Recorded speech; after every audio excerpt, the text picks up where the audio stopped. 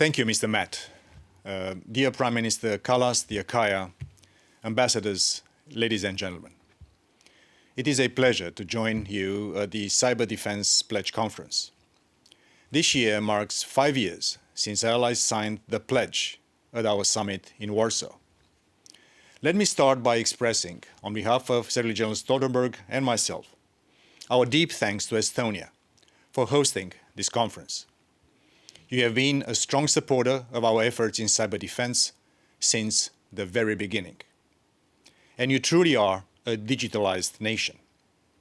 You host the NATO Cyber Defense Center of Excellence, as well as the NATO Cyber Range, an important tool to make sure our skills keep pace with technology. And at the end of last year, you hosted virtually the Cyber Coalition, one of the largest cyber defense exercises in the world. This all demonstrates Estonia's leadership in cyber defense, something we very much need in this digital age. This past year, we have seen many security threats and trends accelerate, perhaps nowhere more so than in online. Around the world, unprecedented numbers of people have been working, communicating, shopping, and socializing from home, on screens instead of face-to-face, and relying on the internet to obtain information. This rapid shift in our culture means we have to pay even more attention to our personal safety online, to the security of our critical infrastructure, and to the stability of our democratic system. Because the number of cyber attacks is growing. They target our people, our businesses, and ultimately our societies, and they attempt to undermine trust in democratic processes and institutions. Throughout the pandemic, there have been ransomware attacks on hospitals and other healthcare services, including the Czech Republic, France, or Germany. These attacks disrupted critical care for patients in so much need and strained our medical experts' ability to respond during a crisis. And allies have condemned these destabilizing and malicious cyber activities.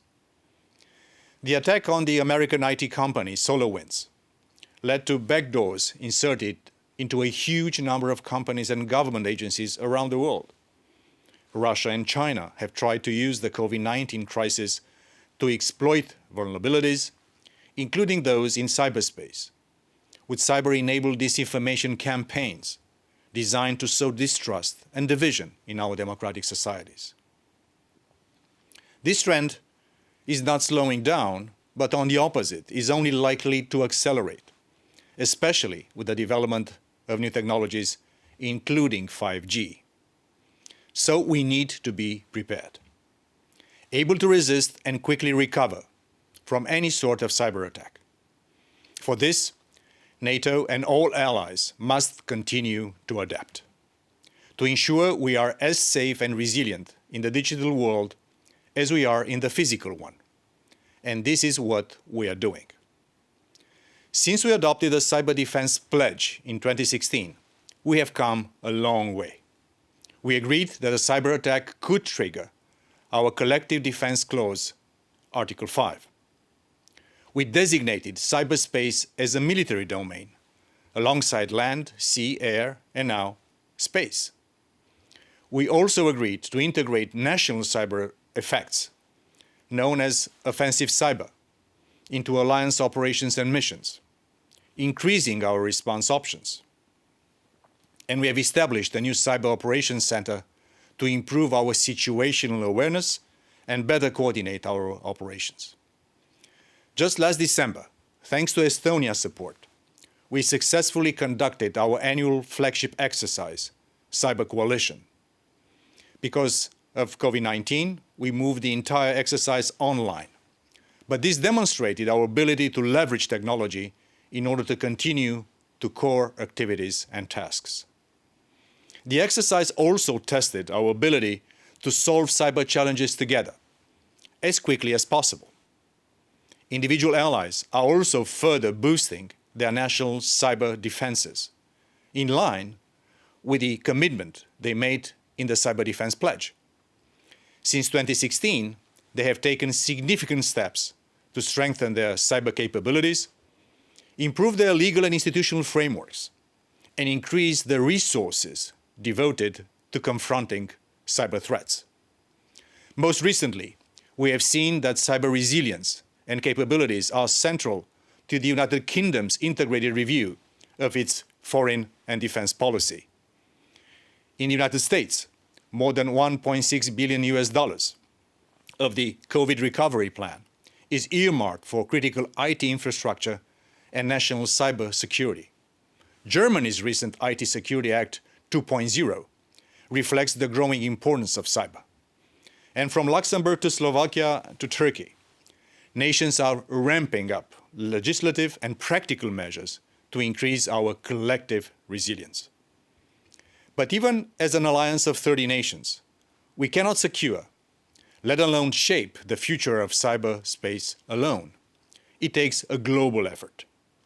This is why we need to cooperate and engage even more closely with like-minded partners from around the world. Nations and other organizations such as the European Union, the UN, and the OSCE, and the OECD on emerging and disruptive technologies, but also with the private sector and academia. Because so often these days, new technologies are driven not only by governments, but mostly by private civilian companies. And we need to continue to nurture our unique innovation ecosystem, all the way from the Baltic to the Black Seas, all the way to Silicon Valley. Together, we can better grapple with the opportunities and the dangers posed by new and disruptive technologies. We can better promote stability and reduce the risk of conflict in cyberspace. And together, we can better ensure the global rules and norms of cyberspace and to ensure that they are shaped by our values of freedom, our values of democracy, and the rule of law. Not by authoritarianism, censorship, or control of your own citizenry. NATO is ideally placed to facilitate discussion and support for the rules, standards, and norms governing the security of cyberspace, and to coordinate resources to see that those rules are upheld. NATO already acts as a platform for allies across Europe and North America to coordinate their response to malicious cyber attacks. Allies have publicly condemned these destabilizing and malicious cyber activities, and we have called for the respect of international law and norms of responsible behavior in cyberspace. We do this because we all stand to benefit from a more predictable and secure cyberspace. Now, looking ahead, enhancing our resilience and leveraging technology will be key to a strong alliance in a more competitive world. These are essential elements of the NATO 2030 initiative, which will be at the heart of the upcoming NATO summit later this summer. On resilience, we should adopt clearer and more measurable national resilience targets to ensure minimum standards among allies, including in the cyber domain. Because we are only as strong as our weakest link, we should also conduct an annual review of vulnerabilities in alliance, in critical infrastructures, in technologies, so that we can better address these vulnerabilities before any potential adversaries would try to exploit them. On technology, we are developing a NATO Defense Innovation Initiative in order to preserve the edge and the prevention of a gap between allies when it comes to technological innovation. This starts with better leveraging emerging and disruptive technologies, using those to improve our defenses, including in cyberspace, and harnessing the benefits for our citizens and for our societies. To make our alliance future-proof, it needs to be cyber-secure and tech-ready. This is what NATO will continue to strive for. This is what we can do and we will do in seizing these opportunities while mitigating the risks of a more digitally connected world. And yes, our sacred mission to keep our people safe. Yesterday, now, and well into the future. Thank you so very much for this opportunity. On behalf of myself, as Secretary General Stoltenberg, I wish you all the best. And like always, in our friends in Estonia, an excellent conference to come. Thank you very much.